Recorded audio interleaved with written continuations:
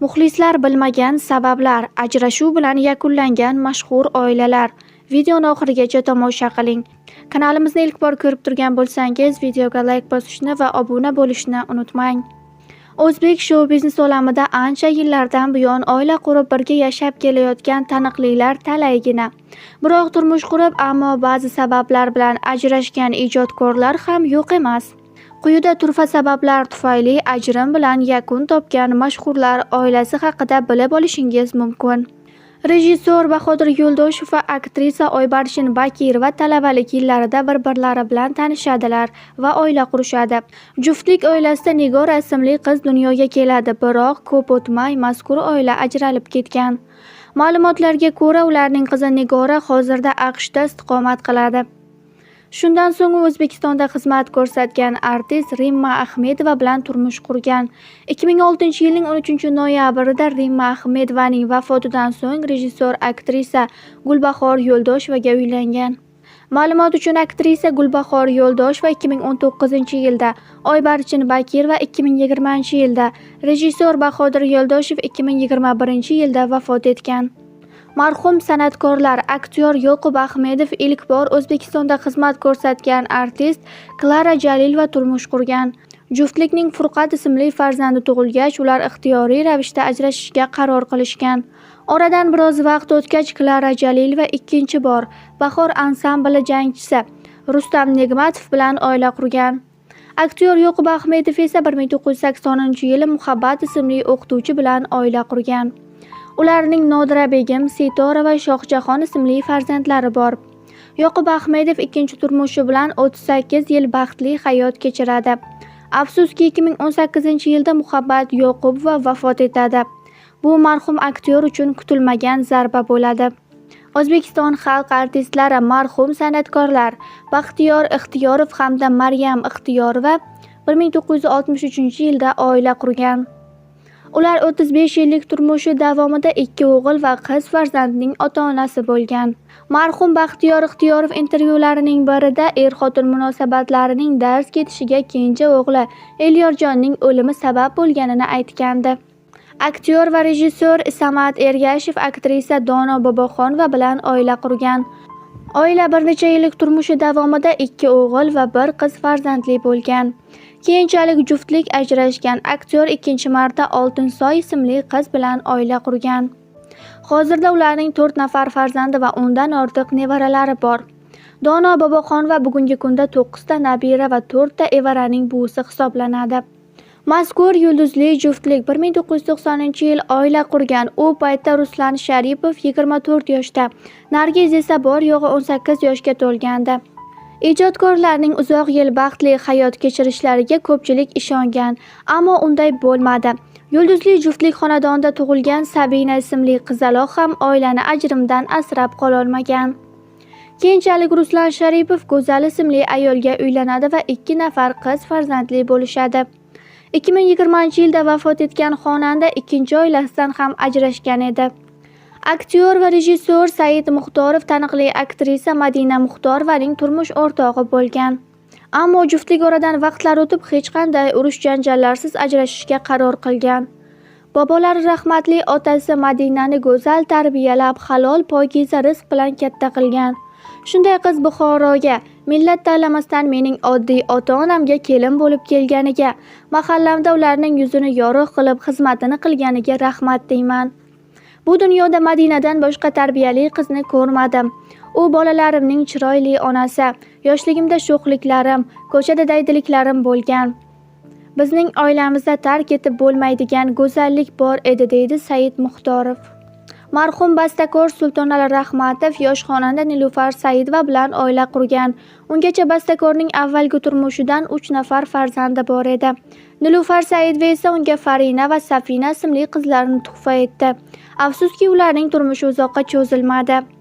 Sobiq Sitora guruhi a'zosi Komila Xo'jayeva DJ Piligrim bilan oila qurgan va ularning Islom ismli o'g'illari bor.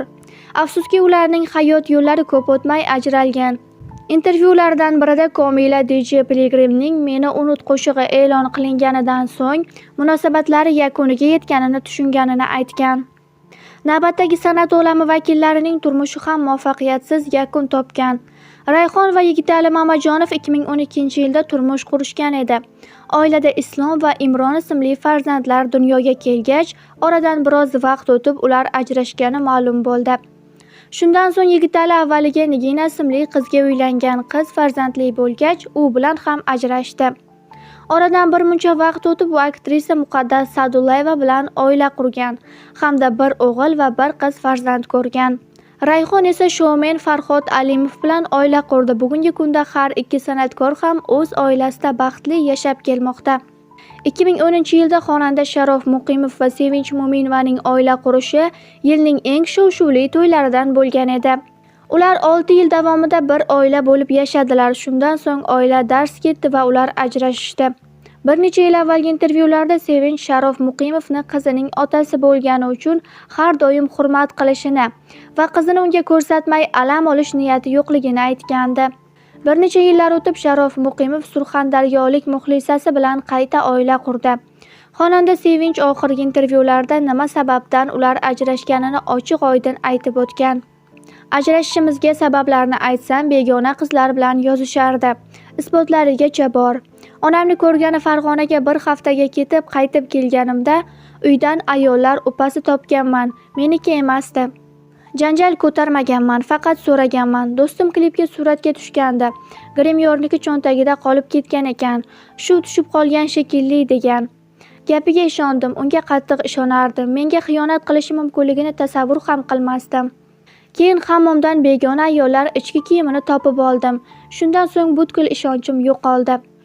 Ataylab tashlab ketilgan edi. Hech kim unutib qoldiradigan narsa emas-ku bu. Bir qiz bilan ham gaplashishini bilib qolganman. Sharof unga mabodo Sevinch senga qo'ng'iroq qilib qolsa, singlisiman deb aytgin degan ekan. U qizga qo'ng'iroq qilganimda yashirib ham o'tirmay, "Ha, biz gaplashamiz" deb menga Sharofning o'sha gaplarini skrinshot qilib yuborgandi. Men shunda ham qizim uchun u otasiz katta bo'lmasin deb bu ishlariga ko'z yumganman. Lekin ko'nglim sovib bo'lgandi. Men oxirgi nuqtagacha oilamizni asrab qolishga harakat qilganman, deydi Sevinch. Aktyor Umid Iskandarov grim ustasi Renata bilan oila qurib ajrashgan. Bunga sabab farzandsizlik bo'lgan. Aktyor intervyularda ayolini yaxshi ko'rishini, farzandli bo'lish uchun har ikkalasi ham sog'lomligi, shunchaki bir-birlariga tibbiyot jihatdan to'g'ri kelmasligini aytgan. Shundan so'ng ular mehribonlik uyidan farzand asrab olmoqchi bo'lishgan, ammo bunga uning otasi qarshi bo'lgan. Uning o'rniga ikkinchi bor oila qurishini, ayoli bilan ham ajrashmasligi kerakligini bildirgan. Hech qaysi ayol bu taklifni yaxshi qabul qilmaganidek, Retanaga ham bu gap yoqmaydi va bunga rozi bo'lmaydi. Shundan so'ng oila ajraladi. Umid Iskandarov intervyulardan birida ayolini eslab shunday deydi: "Ishlaringizni bitirib uyga kelasiz, divanga o'zingizni tashlaysiz. Kimdir sizdan qorningiz ochdimi deb so'rashini xohlaysiz. Yoki shunchaki o'tirib kunim qanday o'tgani haqida men bilan dildan suhbat quradigan odamni qo'msayman. Shu narsani qadri o'tadi. Agar buni boshimdan o'tkazmaganimda bunaqa bo'lmasmidi? Ayniqsa ayol juda yaxshi pazanda bo'lgan bo'lsa, mening ayolim oshxona qirolichasi bo'lgan." Ommaviy axborot vositalarida ikkinchi bor oila qurganini rasman aytmagan aktyor 2025-yilning iyun oyida ota bo'lgani munosabati bilan beshik to'yi marosimini o'tkazgan. 2014-yilda rejissyor Sanjar Matkarimov va xonanda va boshlovchi Ruxshona turmush qurishgan. Oila 7 yillik hayotlari davomida bir o'g'il va qiz farzandli bo'lgan. Xonandaning so'zlariga ko'ra, sobiq turmush o'rtog'i unga uylangunga qadar ham oilali bo'lgan va buni undan yashirgan. To'ylar o'tgan bo'lsa-da, zagsdan o'tishi kechikkan Ruxshona buning sababini so'raganida, qaynonasi o'g'lining boshqa ayoli borligini, ammo sud ularni ajratmayotganini aytgan. "Mana endi homiladorligingiz haqida hujjatni olib borsangiz, sud ularni ajratadi. So'ng zagsdan ham o'taverasizlar" degan. Bu gaplar Ruxshonaga garchi og'ir botgan bo'lsa ham ko'z yumgan. Biroq baribir keyinchalik oilada nizolar kelib chiqa boshlagan. Sobiq turmush o'rtog'i xonandaga qo'l ko'tara boshlagan. Ijtimoiy tarmoqda dugonasi bilan bir video yuzasidan muhokamasini yozib olib, tarqatib yuborganidan so'ng ajrimga, qo'l ko'targani uchun jinoiy ishga va videoni tarqatgani uchun sudga ariza topshirgan. Shu tariqa ular 2021-yilda ajrashishgan. 3 yil ichida ajrim, bolalar, mol-mulk, jinoiy ish, video tarqatish bo'yicha sud bo'ldi. 5 xil yo'nalishda har kuni sudma-sud yurardim. U insonning maqsadi meni boshimni ko'tara olmay qolishgacha olib borish edi. Buni o'z ajrim boshida ham SMS orqali yozgandim. Bolalarim rasmingga qarab, hatto yuzingni eslolmaydigan bo'ladi hali degan. SMSlari haligacha bor menda deydi u. Shu kabi mojarolardan so'ng Ruxshona 2024-yilning 28-oktyabrida Ruxshona ikkinchi bor Ulug'bek ismli yigitga turmushga chiqdi. Biroq chiroyli boshlangan ushbu turmush ham muvaffaqiyatsiz yakunlandi. 2025-yilning yozida xonanda Doniyor ismli yigit bilan uchrasha boshlagani haqida ma'lum qildi. Biroq bir necha oy davom etgan uchrashuvlar to'ygacha yetib bormadi.